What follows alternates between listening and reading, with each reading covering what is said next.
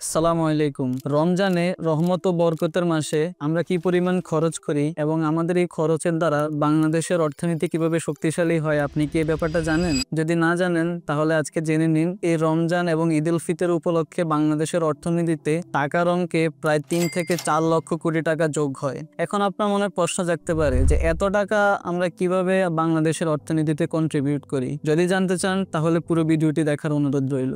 2017 সালের federation of Bangladesh chambers of commerce FBCCI এর একটি জরিপে উঠে আসে যে বাংলাদেশে রমজান এবং ঈদ উল ফিতরের ইকোনমির total market size 2.5 lakh crore টাকা।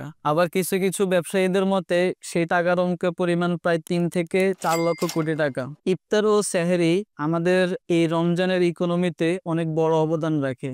দ্য বিজনেস স্ট্যান্ডার্ডের মতে আমাদের এই ইফতারির খরচের ইকোনমিক সাইজ প্রায় 17,000 কোটি টাকা। বাংলাদেশের জনসংখ্যা প্রায় 17 থেকে 18 কোটি। এর মধ্যে প্রায় 88% সংখ্যা হচ্ছে মুসলিম সংখ্যাগরিষ্ঠ।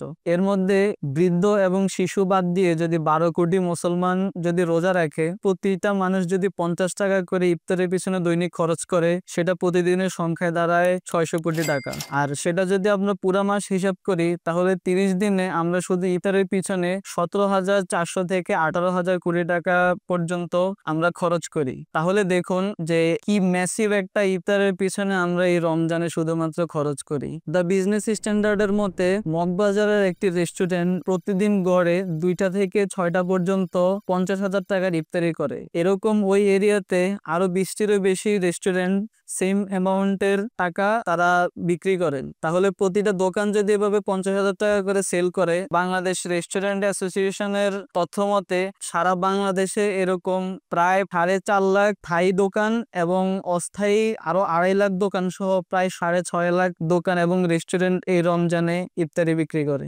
এছাড়াও বিভিন্ন গেট টুগেদার, কর্পোরেট অফিসের বিভিন্ন ইফতার পার্টি, ইফতার মাহফিল থেকে শুরু করে বন্ধুদের বিভিন্ন সোশ্যাল গেট টুগেদার টাইপের যেসব ইফতার পার্টি হয়ে থাকে, সেগুলো যোগ করলে সেটার সাথে প্রায় আরো 500 থেকে 1,000 কোটি টাকা সেটার সাথে যোগ হওয়া সম্ভব। তাই আমরা বুঝতে পারি যে ইফতার আমাদের এই টোটাল 2.5 লক্ষ থেকে 3 লক্ষ কোটি টাকার ইকোনমিতে অনেক বড় একটা অংশ। এবার আমরা আসি আমাদের কাপড় চোপড়। পবিত্র ঈদ উল ফিতর উপলক্ষে আমরা কিন্তু প্রচুর কাপড় চোপড়ের পিছনে ব্যয় করি, যেটা প্রত্যেকটা পরিবারে সবার জন্য একটা করে কাপড় বা একটা করে জামা না কিনলে না হয়। আমাদের বাংলাদেশের লোকাল কাপড় চোপড়ের মার্কেটের সাইজ টোটাল প্রায় 70,000 কোটি টাকা। এর মধ্যে কেরানীগঞ্জের আশেপাশে যে দোকানগুলো রয়েছে সেগুলো সবচেয়ে বড় অবদান রাখে। কেরানীগঞ্জের প্রায় 40,000 পাইকারি দোকান এবং 10,000 ট্রেডার্স মিলে আমাদের এই 70,000 কোটি টাকার ইকোনমিতে অবদান রাখে। দ্য বিজনেস স্ট্যান্ডার্ডের মতে প্রতিটি ট্রেডার্স প্রায় 7 থেকে 8 কোটি টাকা প্রতি রমজানে বিক্রি করার টার্গেট করে থাকে। সেই হিসেবে তারা এই 70,000 কোটি টাকার মধ্যে 70% এই রমজানের মধ্যে অ্যাচিভ করার চেষ্টা করে থাকে। সো আমরা বুঝতে পারি এই 70,000 কোটি টাকার লোকাল মার্কেট আমাদের এই ঈদ ইকোনমিতে অনেক বড় গুরুত্বপূর্ণ অবদান রাখে। এছাড়া রয়েছে বাংলাদেশের জুতা বানানোর শিল্প। সেখানে আমাদের মার্কেট সাইজের পরিমাণ প্রায় 30,000 কোটি টাকা। দ্য বিজনেস স্ট্যান্ডার্ডের মতে বাটা কোম্পানি দেশের সবচেয়ে বড় জুতার ব্র্যান্ড, তাদের পুরো বছরের বিক্রি 1,000 কোটি টাকার উপরে, যার 60%ই আসে শুধুমাত্র রমজান মাস থেকে। এছাড়াও সারা বাংলাদেশের প্রায় 25,000 জুতার ফ্যাক্টরি এই 30,000 কোটি টাকার ইন্ডাস্ট্রিকে চালিয়ে নিতে সাহায্য করে এবং ঈদের এই ম্যাসিভ ইকোনমি অ্যাচিভ করতে সহযোগিতা করে। এছাড়া বাংলাদেশের আরেকটি জনপ্রিয় ব্র্যান্ড আড়ং, যেটা মূলত মেয়েদের জামা কাপড় থেকে শুরু করে সব ধরনের কাপড় চোপড় বিক্রি করে, তারা প্রত্যেক বছর রমজানে প্রায় 5,000 কোটি টাকার পণ্য বিক্রি করে। আর তাদের পুরো বাৎসরিক ইনকামের প্রায় 70%ই আসে এই রমজানের বেচা বিক্রি থেকে। বাংলাদেশ জুয়েলার্স অ্যাসোসিয়েশনের মতে এই ঈদের সময়ে শুধুমাত্র জুয়েলারি বিক্রি হয় 200 কোটি টাকার মতো। রমজানের এই বড় ইকোনমির মধ্যে আরেকটি বড় খাত হলো আমাদের যাকাত। পবিত্র রমজানে যাদের সামর্থ্য আছে, যারা আমাদের সমাজে বিত্ত ধনী আছে, তারা প্রত্যেকে থেকেই জাকাত প্রদান করে থাকে।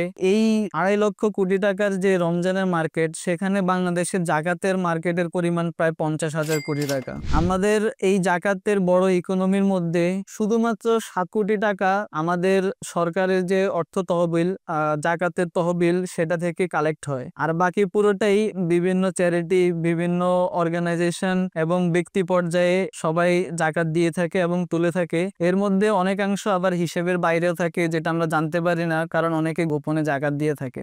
এছাড়াও আমাদের 10,000 কোটি টাকার যানবাহন ইন্ডাস্ট্রি আছে।